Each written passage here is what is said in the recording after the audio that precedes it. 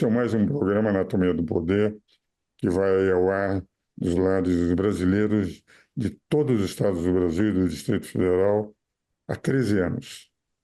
E hoje temos como convidado especial a professora Fernanda Lemos, que é professora da Universidade Federal da Paraíba e que vai falar sobre educação, que é um tema sempre, como os senhores sabem, os meus seguidores na Rede Vida, que é um tema a mim muito caro. E a professora Fernanda Lemos foi do CAPES, tem um currículo admirável e creio que nesse programa vamos aproveitar muito nesta entrevista. E vou já de início colocando um problema que é algo que tem provocado discussões depois da sua aprovação, isto é, da Lei 14.874, na qual ela participou de uma das comissões ou da própria comissão da aprovação da lei, mas não foi inteiramente favorável. E aquilo que ela tem de qualidades, aquilo que tem de virtudes e aquilo que tem de deficiências em nível de poder trazer mais problemas e soluções. E é isso que eu gostaria de ouvir, aquela que estava no bojo da elaboração da lei e que agora, melhor do que ninguém, pode trazer esse esclarecimento para os telespectadores da Rede Vida. Caríssima professora Fernanda Lemos, um privilégio tê-la em nosso programa e já coloquei de início, antes de fazer a própria apresentação, o problema para discutirmos nesse primeiro bloco. Muito obrigada, doutor Ives, muito obrigada, Rede Vida, pelo convite, agradeço. Vou explicar um pouquinho como começa a minha história dentro da Comissão Nacional de Ética em Pesquisa, né? Então, quando a gente fala em ética e pesquisa, a gente está falando de educação. Eu, desde 2011, faço parte da Ampitec, que é a Associação Nacional de Pós-Graduação e Pesquisa em Teologia e Ciências da Religião, que é a minha área. Então, lá eu já participei do conselho diretor por várias vezes, né, outros conselhos. E aí, por meio da Ampitec, né, que é associada ao Fixala, o que é o Fixala? É o Fórum das Ciências Humanas e Sociais Aplicadas, Letras, Linguísticas e Artes. Então, é um fórum que reúne 57, atualmente 57 associações, hoje sob a coordenação adjunta do professor João, né? E a Ampitec, que é uma dessas associações, sob a presidência da professora Claudete. Pois bem, e aí houve uma votação, como sempre, porque o fórum elege pessoas para nos representar no governo, né, nas instituições governamentais, e eu fui uma das escolhidas para fazer parte da Comissão Nacional de Ética em Pesquisa, que é uma entidade do Conselho Nacional da Saúde, que, por sua vez, está no Ministério do Conselho Nacional, que está, por sua vez, no Ministério da Saúde, né? E aí muitos devem estar se perguntando, mas como? O que tem a ver ciências das religiões, ciências humanas com o Ministério da Saúde? É porque dentro do âmbito da CONEP existe uma instância chamada Instância de Ciências Humanas e Sociais, que aí vem faz parte de toda aquela trajetória da lei, né, que volta desde a Segunda Guerra Mundial para tentar reparar os grandes erros éticos, né, que a medicina foi responsável, né? Então, as ciências médicas, né, na Segunda Guerra Mundial não é que não tinha princípios éticos, não havia um princípio ético estabelecido para controlar a pesquisa com seres humanos. E aí há uma série de códigos que vão ocorrendo e eu passo, voltando, eu passo a fazer parte, no finalzinho de 2023, sou eleita como representante do Fixala e membro da CONEP, da Instância de Ciências Humanas e Sociais. Com essa instância, ela tem como objetivo regulamentar, atuar junto aos comitês de ética em pesquisa de todas as universidades do Brasil, né? E qual é a preocupação? Então, a gente pode citar uma série, a gente não chega aqui simplesmente já no Comitê de Ética em Pesquisa.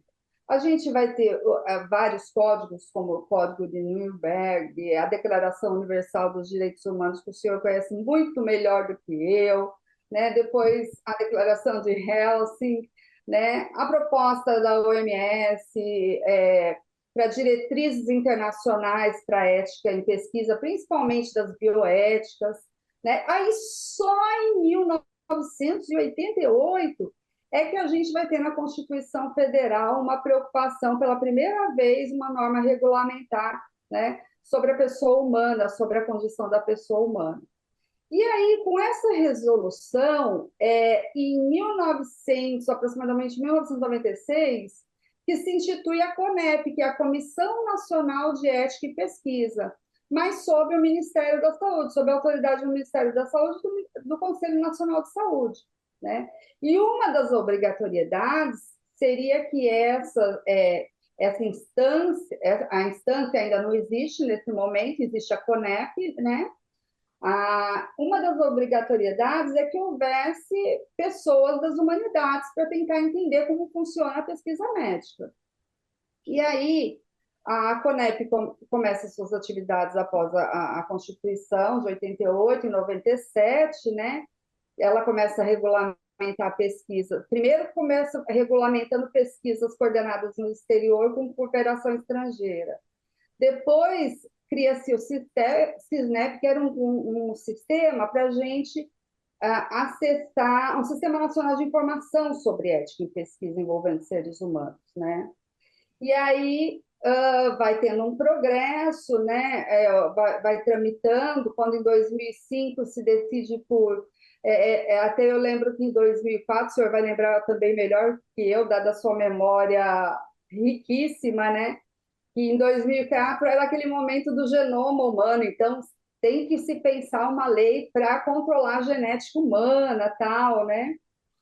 E isso também em 2011, né, se pensa na resolução 441 e 446, no armazenamento, como vai fazer para a gente armazenar material humano, né? E aí se reestrutura a CONEP, com a resolução em 2012, 466-2012. Veja, até agora a gente não tem uma lei, a gente tem resoluções que vão garantindo a pesquisa científica, principalmente na área das biomédicas, né? Então, com a 466 de 2012, essa resolução, a gente tenta regulamentar a pesquisa envolvendo seres humanos. A nossa grande conquista em 2016, porque aí, com a resolução 510, né, a gente consegue pensar em normas que fossem aplicadas às ciências humanas, que até então não se pensava. Só se pensava em pesquisa da área biomédica, né? Mas a gente sabe que a pesquisa envolvendo seres humanos, mesmo que seja na área de ciências humanas, ela envolve riscos para o sujeito. E aí, com essa resolução 510 de 2016, foi um marco, porque aí a gente conseguiu pensar a ciência, né, a partir das ciências humanas e pensar como fazer. Mas a grande questão é que em 2016 aí sim se institui essa instância da qual eu fiz parte até o mês passado, que é a instância de ciências humanas e sociais, né? A qual eu fui indicada pelo Fixala, que é esse Fórum de Humanidades. Então, em 2017, completa-se 5 anos da Plataforma Brasil, porque até então o próprio preenchimento da Plataforma Brasil era uma dificuldade. Por exemplo, eu trabalho sempre com pesquisas etnográficas. Eu trabalhei aqui naquele tempo da microcefalia com as mães de crianças microcefálicas e a religiosidade que elas expressavam sobre essa condição, né? Então, a gente tinha essa preocupação, mas para eu fazer a pesquisa, eu precisava submeter ao comitê de ética. Só que é muito estranho para a gente que é das ciências humanas entender um formulário que pergunta vai haver efeito placebo, né? Isso não é linguagem das ciências humanas. Então, todo aquele formulário da Plataforma Brasil estava destinado às ciências médicas. Mas nós, das ciências humanas, obrigatoriamente, quando fazíamos pesquisa com seres humanos, com sujeitos da pesquisa, a gente tinha que submeter, porque senão a gente estaria fora da lei, né? E aí vai evoluindo e a gente lutando na instância, né, para tentar incluir as questões de vulnerabilidade dos direitos humanos, das religiões que não acatólicas, dentre outras pesquisas, né, pessoas em situação. E é interessante que a instância ela é composta por representantes de fóruns, de associações, que era o meu caso, né, até o mês passado, representante dos participantes da pesquisa, eles não chamam de sujeitos de pesquisa, eles chamam de participantes, e membros de comitês, são mais de 900 comitês de ética em pesquisa no Brasil, né? Alguns exclusivamente das humanidades. Mas a minha grande questão, né, para controlar meu tempo, é que em maio de 2024, já no esboço da lei 14.874, que foi aprovada em 28 de maio e entra em vigor em agosto, nós lutamos muito, Fixala, Amptec, nós lutamos muito, porque o Fixala tem um GT especialmente para entender a ética em pesquisa em ciências humanas. Qual o problema dessa lei? O problema dessa lei Bom, é que ela só Fernanda, fala só de Fernanda, eu pesquisa. iria, nesse momento, chamar os nossos comerciais e Ok, vamos continuar falando exatamente os problemas da lei, já que neste momento eu só iria começar a falar sobre os problemas da lei. Vamos agora aos nossos comerciais, voltaremos logo em seguida. Damos continuidade ao programa Anatomia do Poder, hoje dando o privilégio e uma entrevista com a professora Fernanda Lemos. Como faço em todos os programas, ofereço um livro. Aqui são, até 2022, minha poesia completa são 20 livros em 2 livros. De tal forma que mandarei ainda amanhã para a senhora e espero e me perdoe pelos meus desacertos poéticos, na medida que a minha profissão é advocacia e o magistério dentro do campo do direito. Mas dizia o Saulo Ramos, mas ele tinha contado, quando nós saíamos em 54, 55, 56, para visitar as prefeituras do interior, declamando poesias, ele dizia, Ives, quando nós nos formarmos, a advocacia vai ser o bico que vai sustentar o poeta. E realmente, enfim, um Paulo Bonfim, Mário Chamie, uma Lígia Fagundes Telles, quando eu fui presidente, eram os que formavam a minha academia, os 40 acadêmicos da Paulista de Letras. A poesia sempre foi aquilo que caracterizou o Largo de São Francisco. Tivemos grandes poetas, Castro Alves, Olavo Bilac, Fernando de Fagundes Varela, Álvares de Azevedo. Há uma ligação permanente entre o direito e a poesia. Mas, minha prezada professora Fernanda, vamos agora para assuntos sérios. Eu queria que a senhora continuasse falando sobre a Lei 14.874, aqueles problemas que já está visualizando, já que entrou em vigor no mês de agosto do ano passado. Então, ela entra em vigor agora, mas ela já era um projeto de 2017 da senadora Ana Amélia, do Rio Grande do Sul, né? E ela tramitou durante todo esse período e foi entrar em vigor agora, né? E a Lei 14.874, que é de 28 de maio, mas que entra em vigor em agosto, né? Ela dispõe sobre a pesquisa com seres humanos e institui o Sistema Nacional de Ética em Pesquisa com Seres Humanos. Por que nós consideramos um retrocesso essa lei?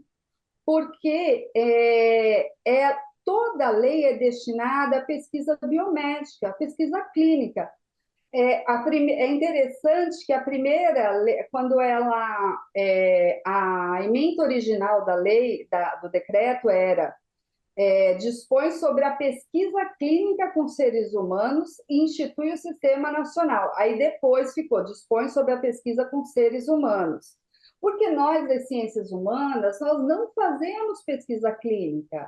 Nós fazemos pesquisa com seres humanos e não em seres humanos, né?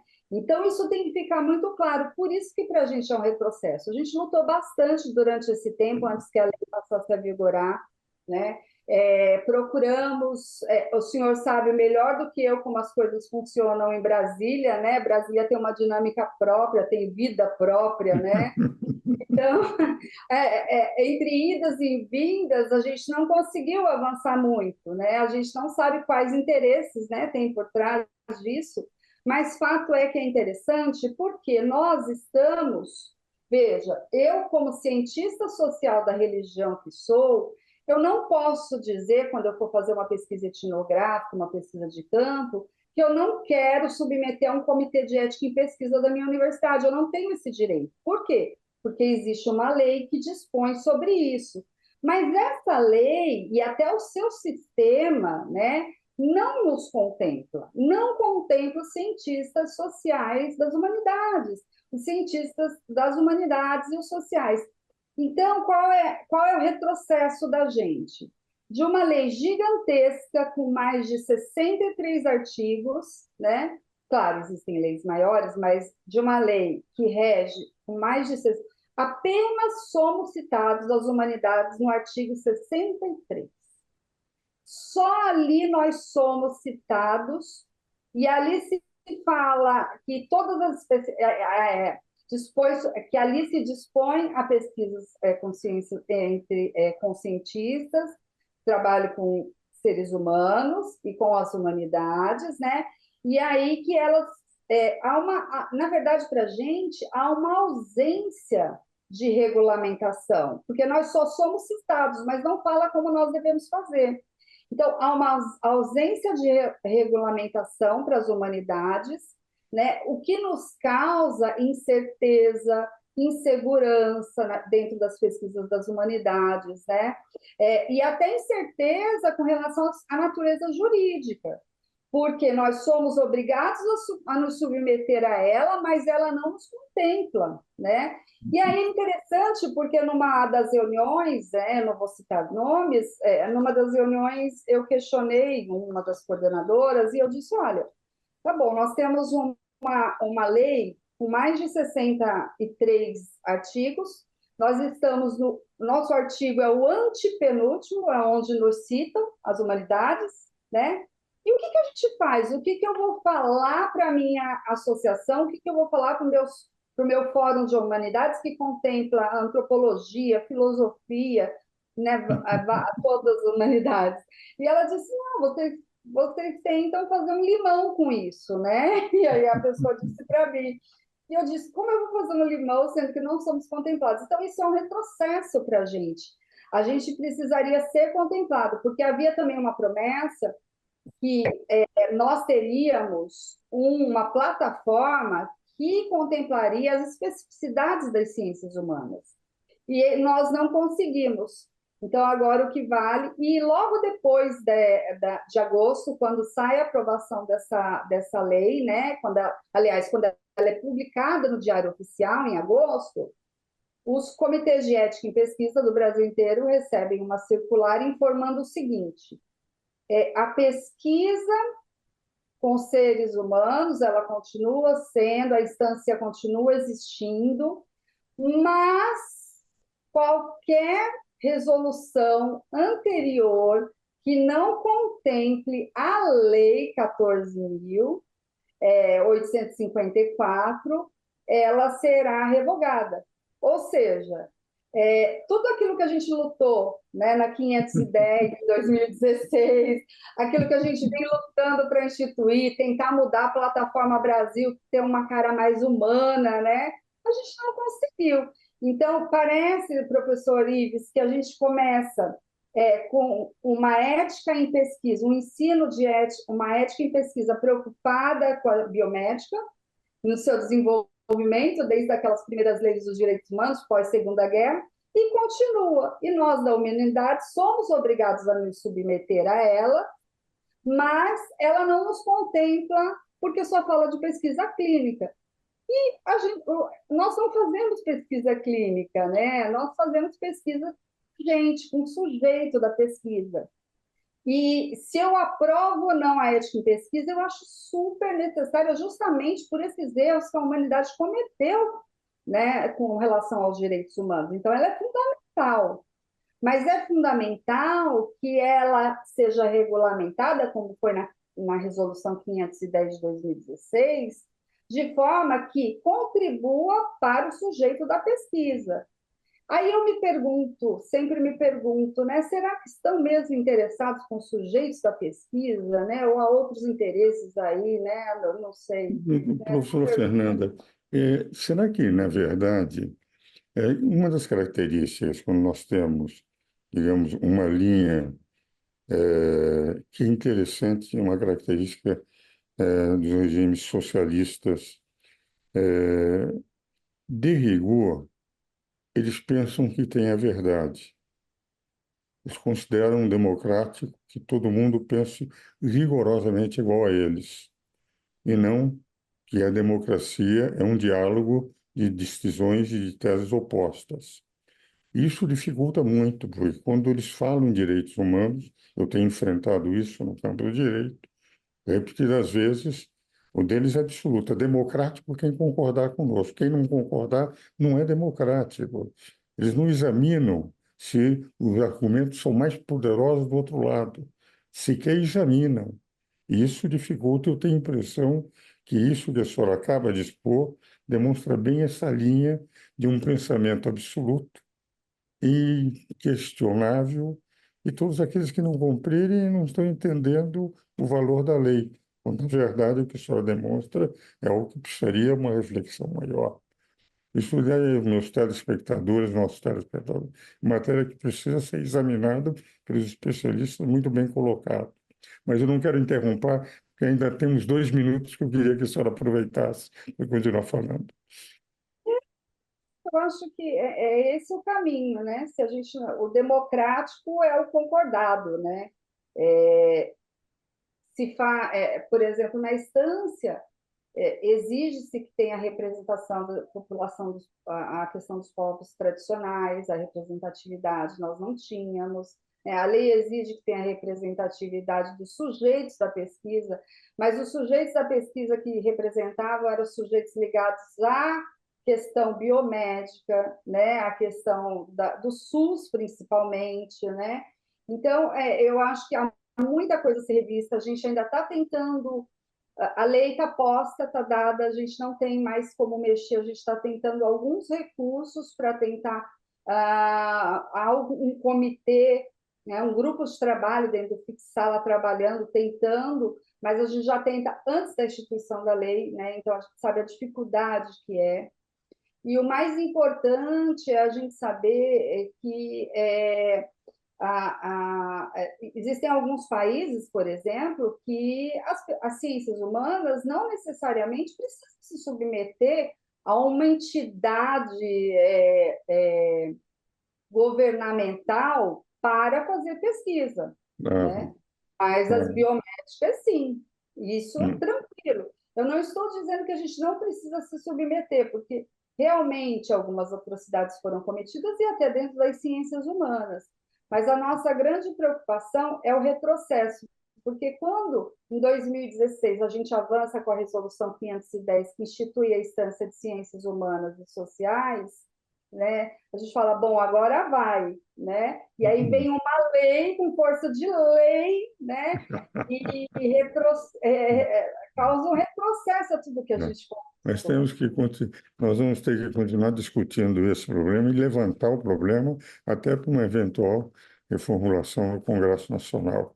Professora Fernanda, muito grato de ter estado no nosso programa e os nossos telespectadores aproveitaram muito para conhecer os bastidores da promulgação dessa lei que, entretanto, merece uma reflexão e modificações posteriores.